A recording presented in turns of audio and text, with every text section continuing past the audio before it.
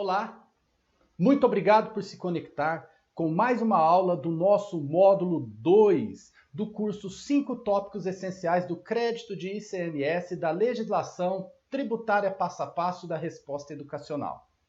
E vamos continuar estudando as condições para o exercício do direito ao crédito. E a segunda condição que deixamos para falar nesta aula é a seguinte: idoneidade da documentação. De acordo com o artigo 23 da Lei Complementar 87 de 96, uma das condições é que a operação esteja acobertada por documento fiscal hábil, ou seja, por documento fiscal idôneo. Então, a idoneidade da documentação é condição para o exercício do direito ao crédito. Mas o que vem a ser um documento idôneo, um documento hábil? Para você entender o que é um documento idôneo, nós precisamos entender que há 3 grandes requisitos para a idoneidade do documento fiscal, para que o documento fiscal seja considerado um documento hábil. Então, a primeira condição é que ele atenda a todas as exigências da legislação pertinente. Segunda condição, seja emitido por contribuinte em situação regular perante o fisco. E terceira condição, esteja acompanhado, quando exigido, de comprovante de recolhimento do imposto. A primeira condição, atender às exigências da legislação, e a segunda condição, emitido por contribuinte em situação regular perante o fisco, essas duas condições nós vamos ver ao longo desta aula. A terceira condição, ela é rara, porque na maioria das vezes a legislação vai seguir a regra geral, que para que se faça o crédito do imposto, a condição é que se escriture o documento fiscal no livro de entradas. E esse documento fiscal, nós estamos vendo, tem que ser um documento fiscal hábil. A emissão do documento fiscal por contribuinte em situação regular e o atendimento às exigências da legislação geralmente é suficiente. Existem algumas situações específicas, por exemplo, em regimes especiais de ofício, regimes especiais implantados em face de contribuintes em histórico de reincidência na inadimplência tributária.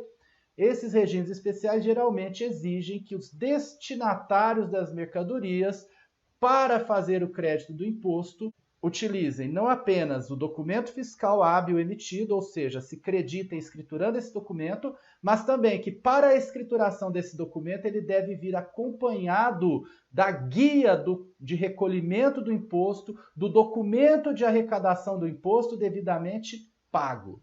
Então, essa terceira condição nada mais é do que uma exigência que para o crédito do imposto, além do documento fiscal emitido, no caso aqui nós temos a imagem de um DANF, documento auxiliar de nota fiscal eletrônica, eu tenha também a DARI, ou melhor dizendo, o DARI, que é o documento de arrecadação de receitas estaduais.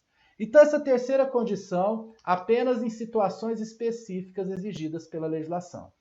Para, então, a idoneidade da documentação, os 2 grandes requisitos são que, primeiro, o documento fiscal atenda a todas as exigências da legislação.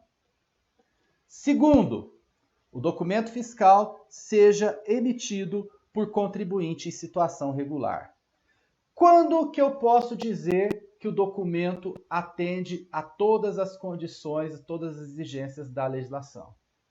Ora, quando ele foi emitido de maneira formalmente correta, preenchido em todos os seus campos devidamente, observou todas as determinações da legislação em relação a emitente, destinatário, descrição das operações, destaque do imposto. Você vai ver no passo a passo deste módulo, os 7 passos para se creditar com segurança do ICMS, que não basta que venha o imposto destacado no documento fiscal, é necessário que o destaque seja pelo valor correto.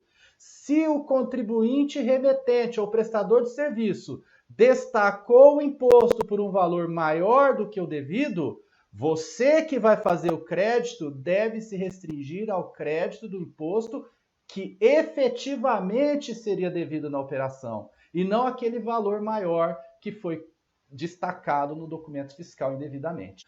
Fica mais fácil de você entender por meio de exemplos negativos, de documentos que não atendem às exigências da legislação. Então, vou começar com 2 exemplos aqui do tempo da nota fiscal em papel. Isso ajuda no raciocínio. Primeira situação, se o documento não fosse a primeira via do documento fiscal. Então, no tempo do documento fiscal em papel, da nota fiscal em papel, do conhecimento de transporte em papel, enfim, dos documentos fiscais impressos, a exigência da legislação era que, para fazer o crédito, escriturar o documento no livro de entradas, o contribuinte deveria estar de posse da primeira via. Então, quando eu prestasse um serviço ou remetesse uma mercadoria, eu tinha que enviar para o meu cliente a primeira via para que ele pudesse escriturar o crédito do imposto. Se o contribuinte escriturar respaldado numa segunda ou terceira via do documento fiscal, esse crédito era considerado indevido, o documento não é idôneo por não atender às condições da legislação. Uma segunda situação da nota fiscal em papel era quando ela apresentasse emenda ou rasura que lhe prejudique a clareza, que lhe prejudicasse a clareza. Um documento fiscal com emendas, com rasuras, que não ficasse claro em seu valor, o destinatário, os dados, CNPJ, inscrição estadual, enfim, qualquer elemento de rasura que dificultasse a clareza e compreensão da informação efetivamente contida no documento fiscal, era a razão para que se considerasse o documento inidôneo. No momento atual, nós vivemos os tempos da nota fiscal eletrônica, dos documentos fiscais eletrônicos. Então, como fica com os documentos fiscais eletrônicos? Alguns exemplos de documentos fiscais eletrônicos que não atendem às condições da legislação. O primeiro exemplo é aquele que indicar destinatário da mercadoria ou tomador do serviço, estabelecimento diverso. A mercadoria está destinada a um determinado estabelecimento, mas a nota fiscal foi emitida para outro. Olha uma fraude que pode acontecer nessa situação. Um contribuinte do estado de São Paulo tem que remeter uma mercadoria para outro contribuinte paulista. Esse contribuinte está lá no sul do estado. Só que ele, para economizar o ICMS, que teria a alíquota interna aqui de 18%, ele emite uma nota fiscal para uma empresa do Nordeste em que a alíquota do ICMS é 7%. Acontece que essa remessa para o estado do Nordeste não vai ocorrer. É apenas uma emissão de documento destinado a um contribuinte no Nordeste. Geralmente é para uma empresa fantasma, uma empresa simulada que isso vai acontecer, quando na verdade a mercadoria está transitando para uma outra cidade do estado de São Paulo, mais ao sul do estado do que está o remetente. Então, nesse caso, o documento é inidôneo, porque ele acoberta uma operação que não existiu. A mercadoria foi remetida para um destinatário diverso daquele que consta no documento. E a fiscalização pode flagrar a mercadoria fazendo esse trajeto, que é totalmente oposto do trajeto da operação, que na verdade não existiu, foi apenas simulada. Outra situação é quando o documento não é o exigido para a respectiva operação ou prestação. Nós temos empresas que são atacadistas e transportadoras ao mesmo tempo. Então, uma empresa atacadista e transportadora efetivamente exerce duas atividades sujeitas a documentos fiscais distintos. A obrigação acessória de emitir documento fiscal é diferente para uma transportadora e para um comércio atacadista. Como no meu exemplo a empresa exerce as duas atividades, ela tem que emitir tanto conhecimento de transporte eletrônico, cujo documento auxiliar é o DACT, Documento Auxiliar de Conhecimento de Transporte Eletrônico, para as prestações de serviço de transporte. E ele tem que emitir nota fiscal eletrônica acompanhada a operação do DANF, Documento Auxiliar de Nota Fiscal Eletrônica, ele tem que emitir para as operações com mercadorias. Se esse contribuinte, numa determinada operação com mercadorias, emitir um conhecimento de transporte, esse contribuinte terá emitido um documento inidôneo. Se ele está prestando um serviço de transporte, ele não pode emitir nota fiscal eletrônica. Ele tem que emitir conhecimento de transporte eletrônico. Então, nós vimos nesta aula que, para exercer o direito ao crédito, é necessário que o documento seja idôneo. Para a idoneidade do documento, sinônimo disso, documento fiscal hábil, é necessário que, em primeiro lugar, ele atenda às condições estabelecidas na legislação.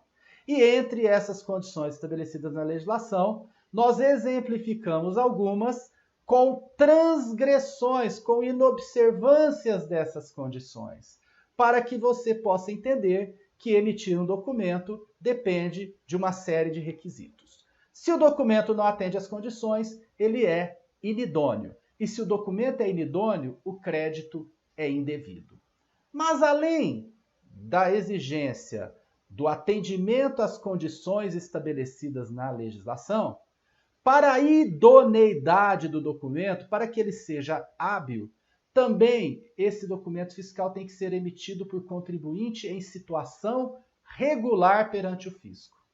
E contribuinte em situação regular perante o fisco, nós vamos ver o que significa na nossa próxima aula deste módulo, na nossa terceira aula deste módulo. Eu ia fazer esse módulo em 2 aulas, mas resolvemos, eu, juntamente com o professor Dimas, fazer em 3 aulas. Então, na terceira aula, nós vamos estudar o que é um contribuinte em situação regular perante o fisco e vamos observar as consequências do documento fiscal ter sido emitido por um contribuinte em situação irregular. Então, aguardo você na nossa terceira aula. Tchau, tchau!